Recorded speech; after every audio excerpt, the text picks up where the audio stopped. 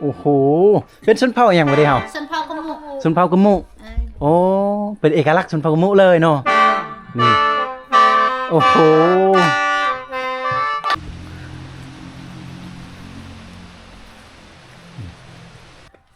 เนาะเพิ่นเลี้ยงสบายดีทุกคนสบายดีเด้อตอนนี้เฮายังอยู่ที่หลวงพระบางพาครอบครัวไปลินไปเที่ยวทุกคนนะตอนนี้เฮาพาลูกพาเมียไปเฮาจะได้เห็นอยู่บนท่องเที่ยวเพิ่นนี่กำลังกินอาหารนี่ทุกคนแต่ว่าเฮาบ่กล้าไปไกลเด้อโอ้โหเนาะเพิ่นเลี้ยงบ่นี่ผู้ใดมาท่องเที่ยวมาเบิ่งสามารถรับชมได้บ่นี่ทุกคนเลยโอ้โหไปลูกไปเอ้ยไปเฮาก็บ่เคยเฮ็ดคลิปแบบพาครอบครัวไปลินไปเที่ยวหรือว่าแบบคลิปเที่ยวว่าท่านซะทุกคนเนาะส่วนหลายคือสิเห็นเข้าป่าบ่ชนบทบ่แต่ว่าในคลิปนี้ก็ต้องขอโทษขออภัยนำทุกคนนี่ก็พาลูกแน่พาภรรยาแน่นี่เอานี่คือเมียของบ่าวคมนะเพิ่นเป็นชนเผ่ากึมมุแต่คนไทยก็สิเอิ้นว่าขมุถือบ่ชนเผ่าขมุถือบ่ขมุบ่แม่นบ่กึมมุนะนี่แล้วก็มีลูกสายตัวนี้เนาะชื่อไอโดผู้ใส่หมวกแต่ผู้ใส่เสื้อแขนยาวนี่จะเป็นลูกลุงเนาะพาไปลินไปชมธรรมชาติสวยงามนี่อ๋อทุกดอกไม้สุดสวยเลยเพิ่นปลูกอะเอาไว้รับชมเอาในคลิปนี้ก็สิบ่เว้ายาวนะมีแต่เฮาเดินเที่ยวไปเลยเป็นสวนดอกไม้อยู่ที่หลวงพระบางพระบางนี่มีบอนทองท่องเที่ยวหลายทุกคนเลยนี่ทางพุ่นก็เต็มแต่สวนดอกไม้เนาะบ่เคยเฮ็ดคลิปท่องเที่ยวมาก่อนเด้อทุกคนเด้ออันนี้จะเป็นคลิปแรกของคมเฮ็ดนะเป็นไดลูกเจ้านะสิไปเบิ่งแม่ถ่ายรูปโอ้โหนี่เป็นได้เจ้านะเมื่อยบ่เย็ดเมื่อยเมื่อยเป็นว่าเอาโอ้ยน้องกระต่ายสวยมากทุกคน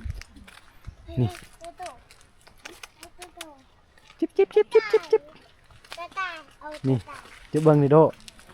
เบิ้งนี่ลูกน้องกระต่ายโอ้ยหนาหักนี่โอ้หนาหักบ่ยานเด้นี่โอ้ยมันกินมันกินอาหารโมเมนต์แต่อันหนึ่งเต็มเลยนี่เนาะอยู่นี่คือส่วนกระต่ายเนาะคนเลี้ยงกระต่ายทุกคนสุดยอดเลยความงามอย่าจับด้วยลูกเด้อบ่เฮ็ดไปมาทางนี้อีกมาทางนี้เฮามาทางนี้เฮานี่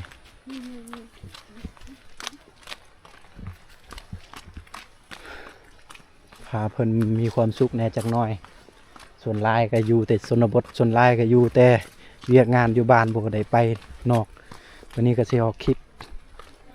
แล้วก็สิพาครอบครัวมาลินมาเที่ยวนำกันนี่ย่างไปทั้งผลลูกโอ้เพิ่นกำลังรักษากำลังปลูกใหม่ปลูกแล้วปลูกอีกแต่มันงามกว่าเก่าเพื่อผู้ที่มารับชมจะได้รับชมแบบอย่างเต็มใจเลยทุกคนโอ้โหนี่กำลังกลางงามสินะเก่งง่วงเก่งดอกไม้ยังเด็กเขาเอิ้นตัวนี้3 ปีโอ้ดอก3 ปีเอาสุดยอดเนาะฮักษาอยู่ไซกระต่ายลูกอุ้ยเฮาบ่เฮาคนสารวันแม่นมาเอาเมียอยู่หลวงพระบางนี่แหละเราเป็นคนหลวงพระบางไปทางนี้ดูอุ้ยฮะเมื่อยแล้วโอ้ยเมื่อยแล้วย่างมาพ่อเท่าใดเพิ่นเมื่อยแล้วย่างชมธรรมชาติก่อนนี่เจ้าเบิ่งโดนนี่เพิ่นกำลังปลูกใหม่ๆนี่กำลังปลูกนี่ดอกไม้ใหญ่ๆนี่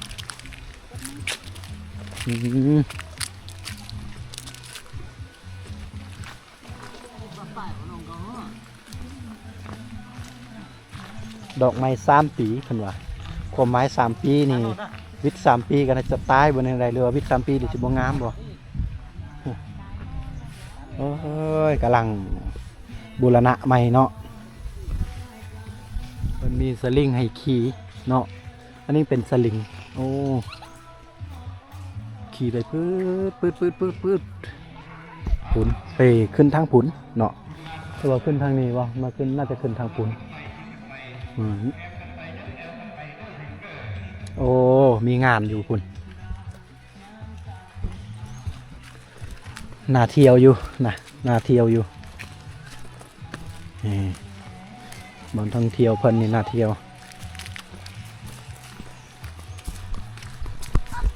มาทางผีเด้อลูกมาทางผีเด้อผีอ้อบ่ไปเพราะว่าเราต้องเว้านำลานอันน่ะภาษากึมมุถ้าว่าภาษาลาวเพิ่นยังเด็กยังบ่เข้าใจหยังไปก่อนเด้อเฮาสิไปเบิ่งชมวิวทางนี้ก่อนพา FC มานี่แน่จักหน่อยสิบ่โดกว่ะสามารถชมวิวแบบสูงๆสินะ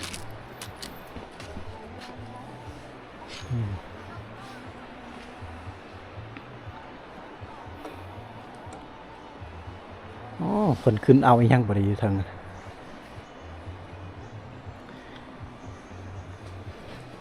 ก็มี FC อยู่คอมเมนต์ว่าคือบ่เฮ็ดคลิปแบบ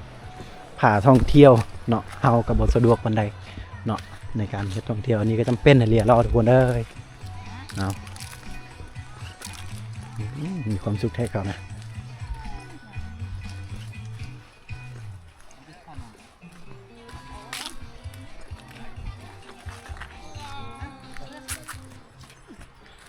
นี่อีหยังเพิ่นว่านี่ทางไปหานอาหารโอ้ทางนี้วะเนาะเที่ยวไป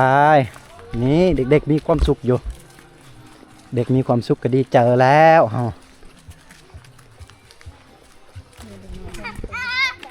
ไปหยอกกันเด้อมันมีผู้พาป่าไม้เดี๋ยวบอลนี้เขาออกบูรณะรักษาเป็นสวนดอกไม้ไปหยอกน้องเด้อล่ะเอ้ยปิล่ะเพิ่นว่าทางนี้มีส่วนมีห้านอาหารแต่ว่าข้าวยังบ่ทันได้กินข้าวทางนี้นะจะไปกินข้าวอยู่นอกมันบ่ค่อยสุมีคนบันไดถ้าว่าเป็นตัดกวางซีนี่คนสิหลายแต่ว่าคมมักเงียบแบบนี้ได้จังไดลูกเมื่อยเลยแล้วเนาะผู้นี้เมื่อยแล้วนี่ปวดขาแล้วนะไอโดปวดขาแล้วเซตบัดนี้ภาระแม่แล้วบัดให้แม่อุ้มโอ้ยตัวบักนักวิทย์เก็บให้เกือบแหมเลยวิทย์เก็บกับแหมมาทางนี้ก่อนไปแล้วกลับทางพูนเลยกลับเลยบัดนี้พา FC มาหับมาชมทางนี้ก่อนโอ้ทางนี้ก็มีอาหารแต่ว่าเขาน่าจะไปกินอยู่นอกจานบ่ต่ำกว่าจานละ70-80 พันเลยนะ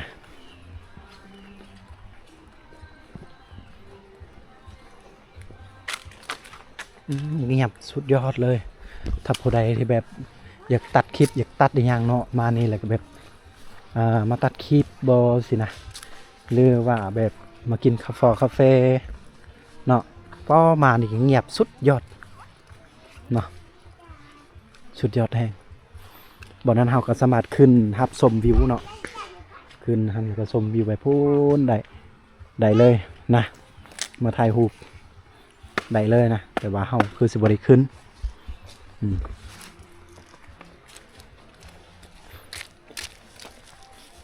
หิวข้าวแล้วว่าเจ้าน่ะ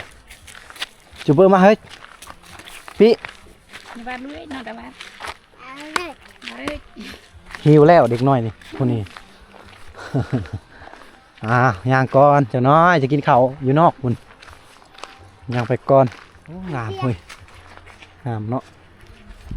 มันจะเถียงคุณชอสิพี่เย่กองวงจรเด็กน้อยว่าปิดโลดบุปิดเด็กเด็กน้อยอีกลิ้นนี่ไป ประมาณนี้แหละเอาโอ้โหคือว่าเงียบอยู่ตะกี้มันมีต้นนี้แหละตะกี้มันบังเมื่ออันแต่ว่าเขาเจ้าตัดหมดเลยนะตะกี้เต็มเลยดอกไม้กันเลยดอกไม้สูงๆเขาตัดเบิร์ดนี่เขาน่าจะเห็ดใหม่ๆสีหักษาใหม่กาสิประมาณนี้เด้อทุกคนเด้อก็ดีสิย่างกลับแล้วเดี๋ยวสิพาเข้าป่าเด้อทุกคนเด้อเขาสิเข้าไปในแล้วมีป่าแบบเข้าป่าเนี่ยจักหน่อยเข้าดงเนี่ยมาเบิ่งความเงียบสงบเลยกะธรรมชาติเนี่ย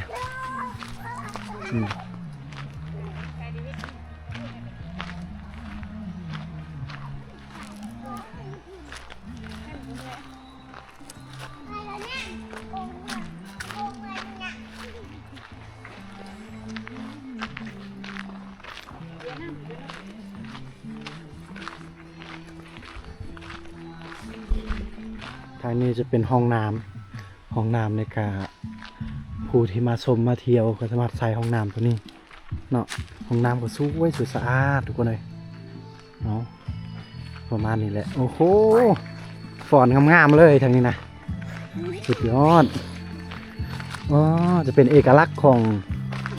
ชนเผ่าเลยนี่น่าจะเป็นชนเผ่ากะหมู่เลยนะโอ้แบบเอกลักษณ์เลยนะทุกคนเลยเซตบันนี้ซิบุติดลิขสิทธิ์ค่อยปะ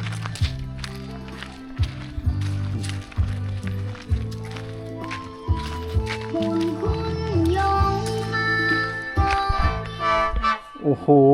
เป็นชนเผ่าอย่างไรเฮา ชนเผ่ากะหมู่ ชนเผ่ากะหมู่โอ้เป็นเอกลักษณ์ชนเผ่ากะหมู่เลยเนาะนี่โอ้โหอันแรกบ้านนี่เป็นก็ซิมีเขาในย่างนี่ นับเลย เติมเติมได้นี่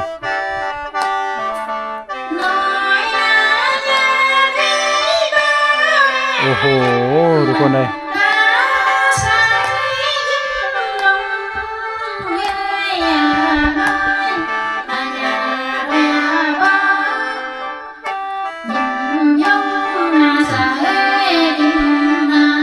เป็นเอกลักษณ์ของชนเผ่ากะหมู่เลยเนาะ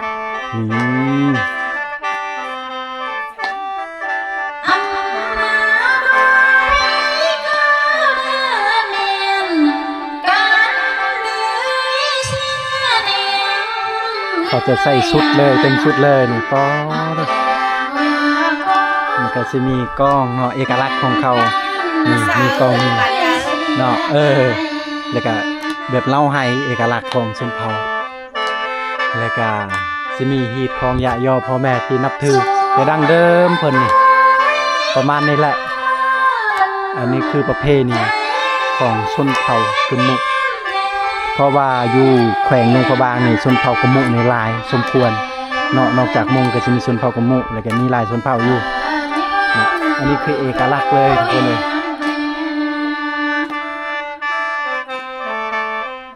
ทางล่างก็จะมีวัดวาอารามแบบเอกลักษณ์ที่เพิ่นถ่ายไว้ก่อนท่องเที่ยว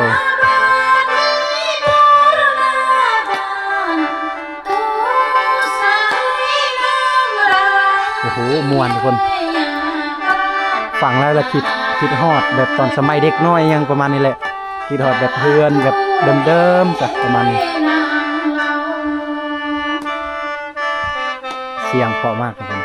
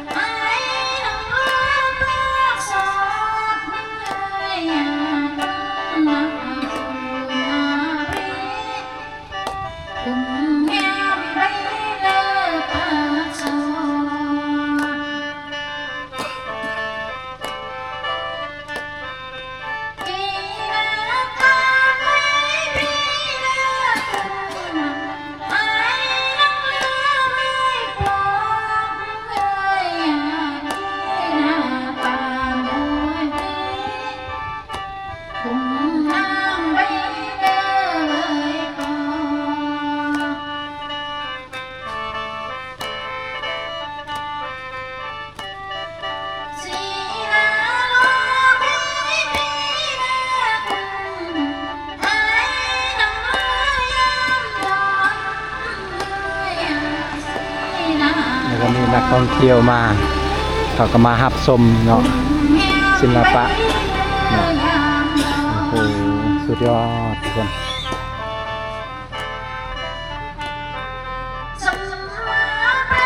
นี่คือเราจะได้เห็นในบอนท่องเที่ยว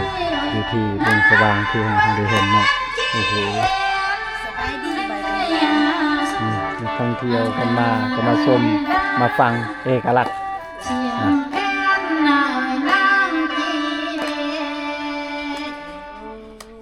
โอ้ขอบใจป้างามหลายบ่เคยเห็นโดย แล้วก็ใส่หมา เฮาเป็นคนภาคใต้ เออ เนาะหลังจากที่เฮาได้รับชม1บทเพลงวิถีชีวิตของชนเผ่ากะมุแบบเขาเอิ้นว่าเติมบ่อันนั้นแบบเอกลักษณ์ของชนเผ่ากะมุแล้วก็มารับชมธรรมชาติวิวทิวทัศน์สวยงามสิทุกคนบ้าวบัดนี้เข้าไปในเลย มาเบิ่งกันป่าไม้งามๆเลยบัดนี้นะไป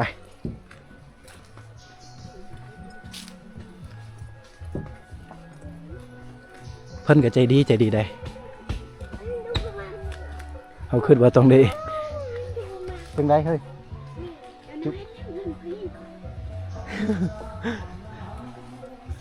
ไป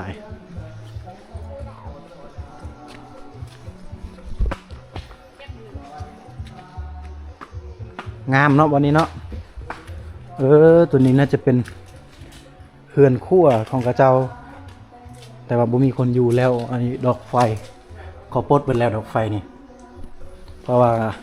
คนบ่ค่อยเที่ยวปานใดโอ้ถ้าเพิ่นคมมักนี่มันเงียบสงบดีอ๋อ เขากำก็เมื่อยนะมาใส่เติมไปยังจะสุดบ่ได้เงินจะขี้บาป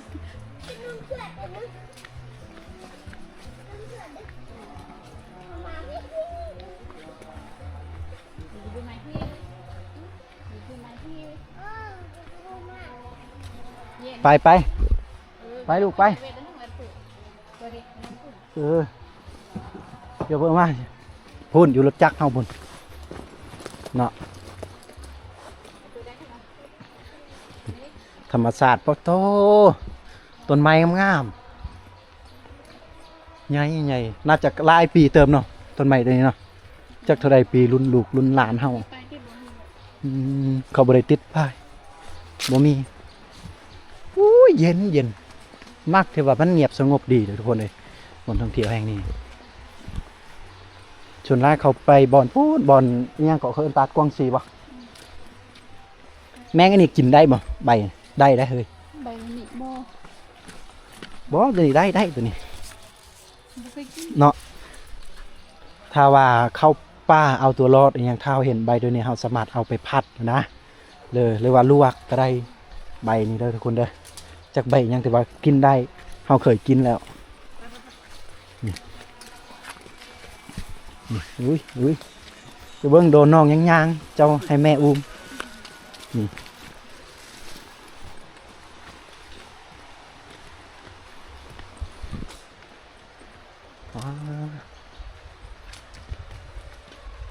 เอาบัดนี้พอดีเด็กน้อยเมื่อยแล้วทุกคนเลยนี่ ถ่าเด็กเลยดีแหละเด็กเมื่อยแล้วขึ้นลั่งแล้วเอาเมื่อยบ่ลูกบ่ไหวแล้วโอ้ยบ่ไหวแล้วหรอวะ เอาเดี๋ยวว่าง่ายนี่เรายางเลยพุ่นนะไอ้ดิเอาโอ้ยบ่นี้น้ำสุดยอดนี่งามแห้ง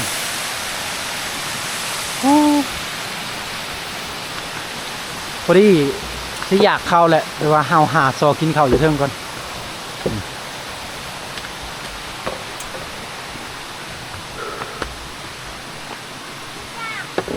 ฮะอ้า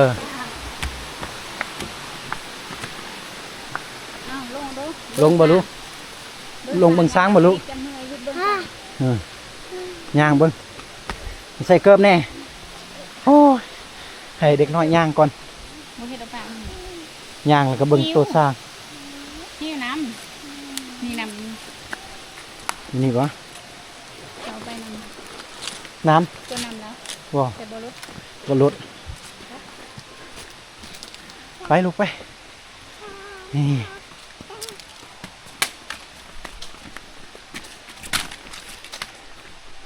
ไปละไปเบิ่งสร้างอีกสร้าง เรียนนายอ้อยลองดูด้วยใครเรื่องงอกนะ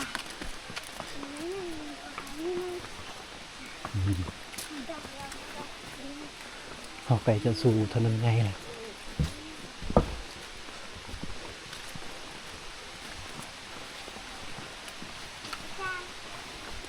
ที่ใส่สร้าง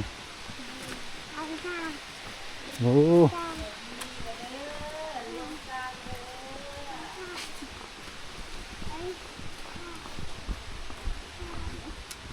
เห็นบ่ลูกสร้าง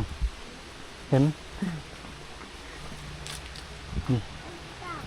ใส่ตัวสร้างนะโอ้สร้างเนาะเพิ่นเลี้ยงไว้บนนี้แหละก็นักท่องเที่ยวเพิ่นมาเพิ่นก็สิขึ้นแน่ขึ้นลองสัมผัสขึ้นสร้างเบิ่งแน่นี่นี่แหละ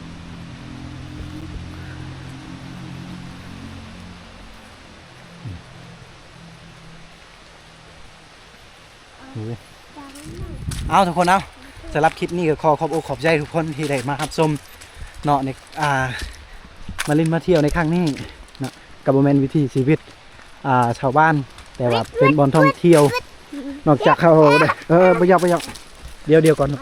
นอกจากเขาได้รับชมธรรมชาติที่สวยงามเนาะบอนแหล่งท่องเที่ยวเขาก็ยังได้เห็นเอกลักษณ์ของสุนทรภู่มุในการเติมหรือว่าเพลงนั่นเองเนาะ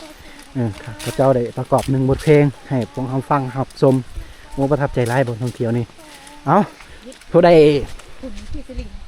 นะครับชมคลิปนี้เนาะถ้าผู้ใดได้ครับชมคลิปนี้แล้วถ้ามีเวลาว่างก็พาครอบครัวแน่ไปเล่นไปเที่ยวเด้อนะพาลูกพาหลานไปเล่นไปเที่ยวไปชมสำหรับเฮาก็ขอจบเพียงเท่านี้ก่อนและพบอีพีต่อไปเด้อทุกคนเด้อบ๊ายบาย